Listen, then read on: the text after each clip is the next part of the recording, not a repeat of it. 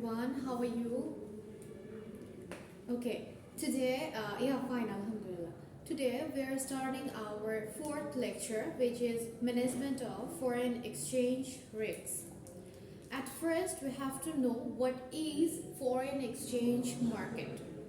Foreign exchange market is a market for the purchase and sales of foreign currencies. Is called a foreign exchange market.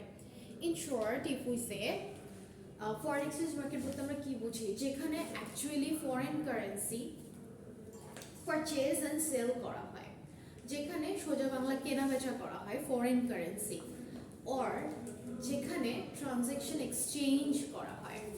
So what do you mean by exchange rates? It is a potential gain or loss that occurs as a result of an exchange rate change. Uncovered claim in foreign currency is called long, and an uncovered liability in foreign currency is called short. কিছু risk থাকে যেটা actually unexpected হয়ে যায়, like suddenly currency ফল করে গেল, বা currency rate increase করলো বা ফল করে গেল, বা গুডসের প্রাইস ফল করে গেল বা প্রাইস ইনক্রিজ করে গেল. কিছু রিস্ক থাকে যেটার উপর অ্যাকচুয়ালি আমাদের কোনো হাত থাকে না, যেটা আনকভার্ড ক্লেম. কথাটার মানে কি আগে একটু বলেন তো, what you mean by uncovered?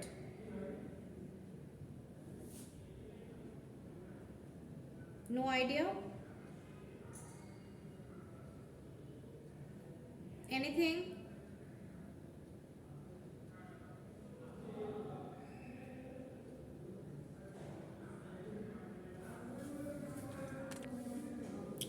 Okay, uncovered claim means actually a claim where the total value of such claim exceeds the value of parent common stock then contained in the earned share indemnity for accounting during the relevant indemnity period.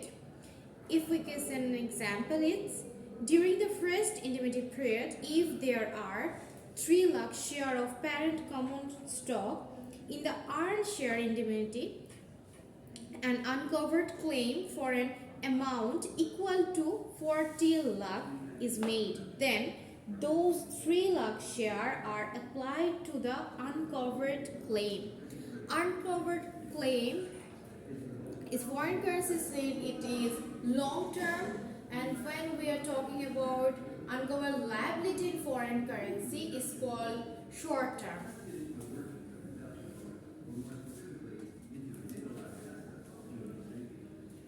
Then moving to the next slide is there are 3 types of risks. First thing first is transaction risks, translation exposure, and economic exposure. What do you mean by translation exposure? Any idea about transaction exposure?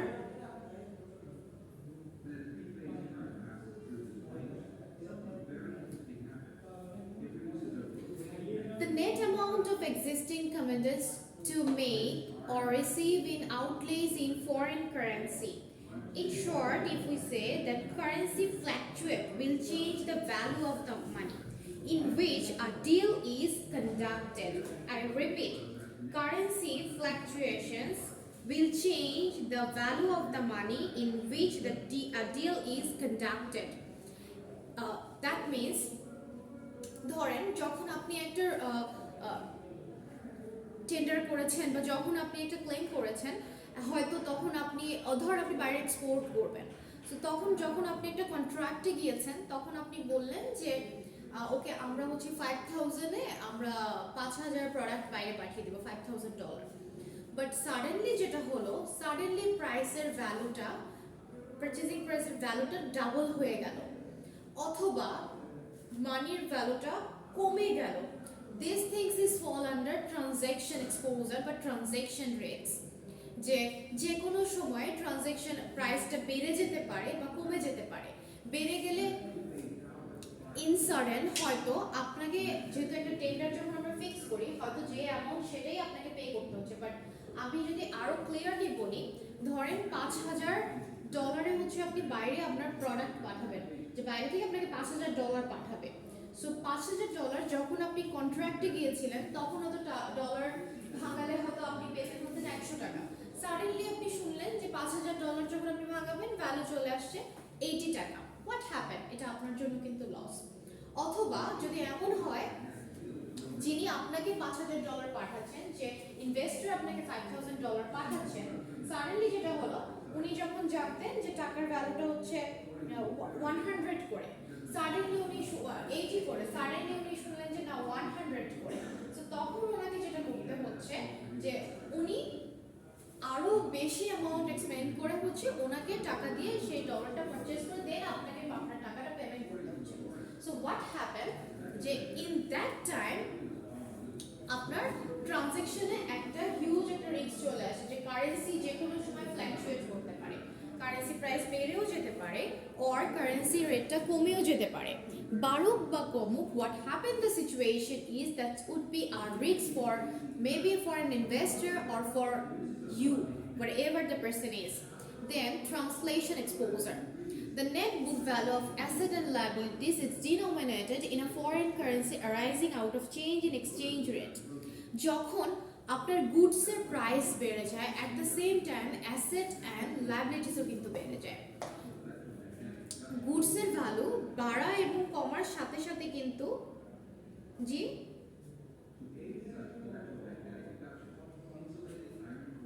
Okay translation হচ্ছে basically currency fluctuates will change the value of the underlying goods and services around which a deal is conducted. যখন গুডসের value বেড়ে যায় বা কমে যায়, at the same time প্রাইসটাও কিন্তু বেড়ে যায় বা ফল করে, যেটাই হোক না কেন, this could be a loss or a profit. যে কোনো একটা while investor will face loss or you could be face loss. So in this situation is for basically the relation with the goods, increase the price of the goods or maybe decreasing the price of the goods. Then economic exposure. In economic exposure, the risks that are associated with the changes in the present value of a firm, an asset or a liability on account of the exchange rate changes.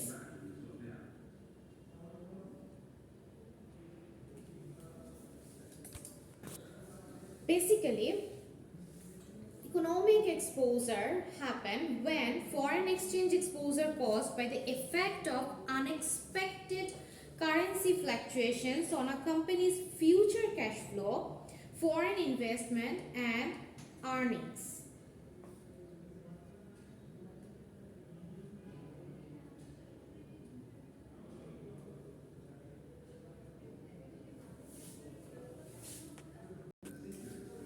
If I'm talking about the example, suppose a large US company that earns approximately 50% of its revenue from overseas market has factored in a gradual decline of the US dollar against major global currency, say it's like 3% per annum, into its operating forecast for the next few years.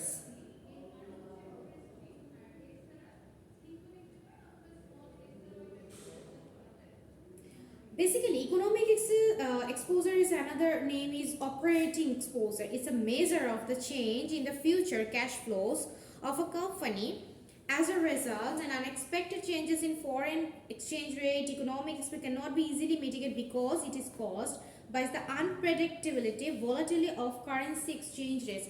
আমি যদি আরো explain করে বলি, সেটা হচ্ছে future একটা cash flow we are maintaining for our organisation. So at the same time আপনি হয়তো ফিউচার ক্যাশ ফ্লোর জন্য $3,000 or $5 lakh সেভ রাখলেন, বাট দেখলেন কারেন্সি ফ্ল্যাকচুয়েট যখন করতেছে, at the same time price will probably increase or probably decrease. So যখন currency value বাড়তেছে বা কারেন্সি ভ্যালু কমে যাচ্ছে, at the same time economic exposure will be happen rapidly. Are you clear? Okay. Moving to the next slide. Should firm manage foreign exchange risks? Do you think so? Let's see. Management does not understand it. They claim that exposure cannot be measured. They say that the firm is hedged. They say that the firm does not have any exchange risk because it does all its business in rupees. They assert that the balance sheet is hedged on an accounting basis.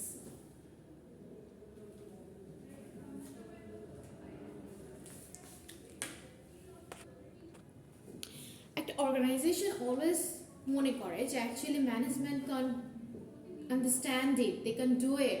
They claim that they cannot measure it. They are just working on the management section, so they can't understand it. This is like this firm is hedged. So they say that the firm does not have any exchange rates because it all does in business in rupees. They assert that the balance sheet is hedged on an accounting basis. Now, moving to the next slide. Risk management tool. At first, hedging. The method of securing oneself against loss from various risks is called hedging. I repeat, the method of securing oneself against loss from various risks is called hedging. Hedging is used as a potential tool to ward off or offset the declaration's effect impending exchange risks by altering the composition of assets and liabilities. Let's avoid exchange risks by matching their assets and liabilities in foreign currency. Okay, আমি যদি example বলি, suppose you buy homeowner insurance. আপনি একটা insurance নিলেন, so you are actually hedging yourself against like fire, break ice and other unforeseen disaster. So যেটা হবে যখন actually কোনো risk আসবে বা যখন something disaster will happen in future, they can save you from something, but they can actually it's just a backup. Or if I'm talking about portfolio manager, individual investor or corporation use hedging technique to reduce their exposure to various risks.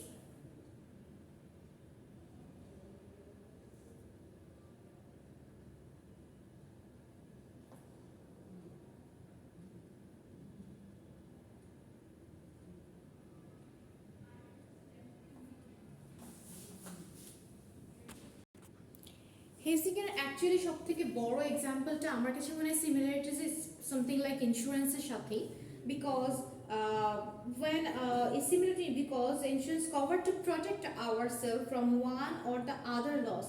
For example, if we have an asset or asset, we would like to protect it from floods, right? So definitely when we have a definitely যে কোনো একটা disaster could be happen, something wrong will be happen, or any type of problem can be raised in future.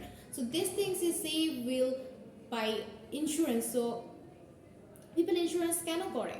Definitely নিজেদের অ্যাসেটটা, নিজেদের প্রপার্টিটা, নিজেদের এটা save করার জন্যই তো করে, right? Now, forward contract.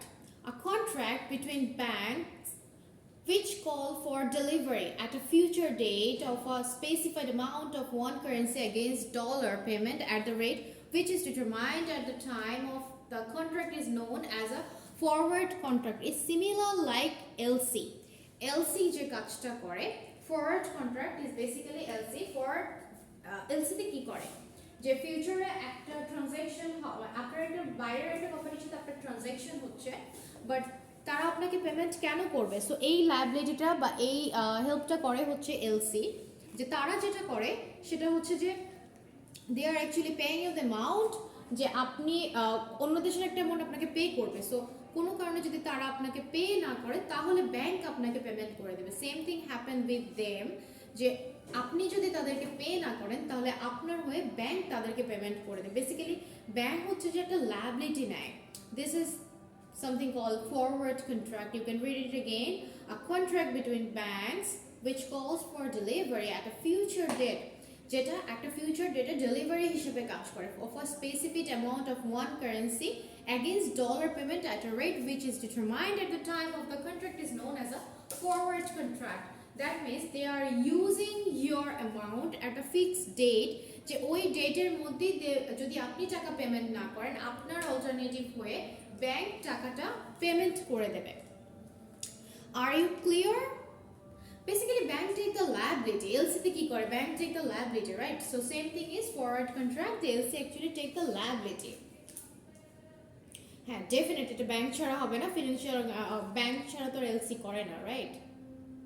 যদিও ইন রিসেন্ট ইয়ার অ্যাকচুয়ালি কি বলবো এটাকে,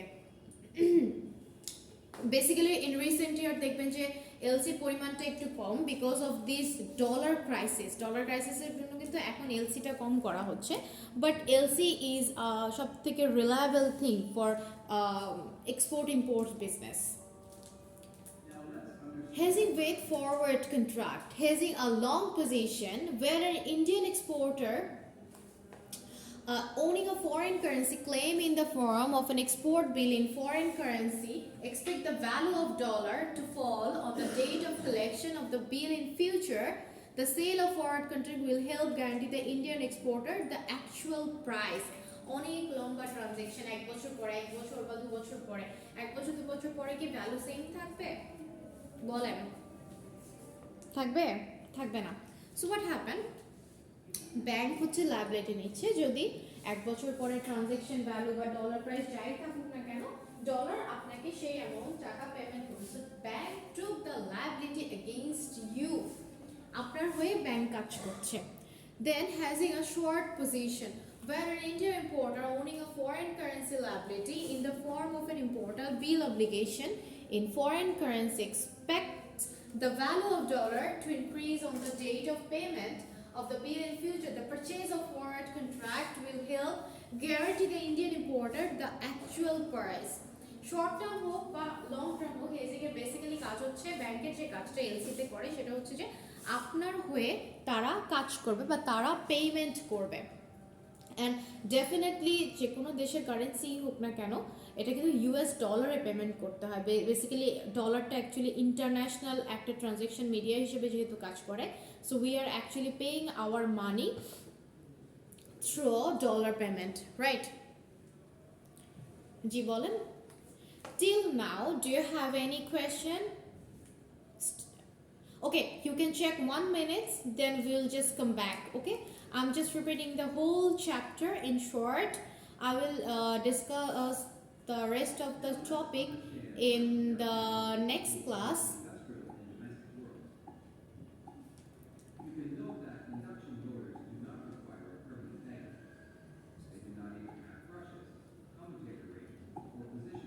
Before that, you can just read out the whole chapter in short. Just do check the chapter and tell me if you have any problem or not. At first in the chapter we learn the definition of foreign exchange market and exchange rates. At the same time we learn the 3 types of risk. Okay, just check 1 minute, then we will talk.